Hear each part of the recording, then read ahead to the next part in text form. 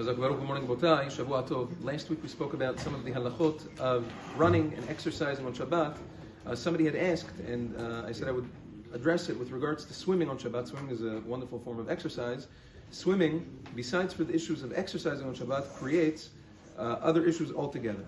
First of all, if we're talking about swimming in a natural body of water, such as an ocean or a river, a lake, over there is a gzera. There's a rabbinic injunction prohibiting swimming in one of these bodies of water because a person might come to build a raft. The Chachamim were gozer against it. Now, let's say we're talking about a regular case. Let's say a person wants to go swimming in a pool, a private pool on Shabbat. There are many issues that can arise from swimming in a private pool on Shabbat. Many. Number one, if the water is heated, so that is an issue of bathing. A person's not allowed to rochetz kol gufo bechamin b'Shabbat. That's already an issue. Even if the water is cold, you have another issue that if it's something like an infinity pool, which means that the edges of the pool are flush with the ground, over there, the halacha is that the Chachamim considered it just like one of the natural bodies of water that we spoke about before, and the gzera against swimming is still in place.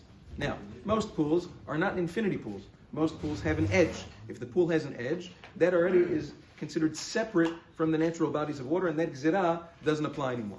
Now, also, if it's in place around where the pool is, if there's grass or other, plants or whatever it is, and as a person's splashing, naturally what's going to happen is that water is going to overflow as a result of the movement, and it's going to water it. That's another problem, pasik reshe of melichet zorah b'Shabbat. Also, if the pool is in a place without an eruv, a person could be moving the water from place to place in a place without an eruv, or when a person gets out of the water, he's also carrying the water out of the pool in a place without an eruv. That's another issue. If a person's wearing a bathing suit, depends what the fabric is, but the bathing suit, even taking it off, drying up, and things of that nature can create an issue of sechita. That's why a person has to make sure that the bathing suit is something that is non-absorbent, a fabric that's not as absorbent like nylon or whatever it is, some sort of plastic, because otherwise it's a problem of sechita. Also, when a person dries up, when a person dries his body, especially his hair, you have to make sure not to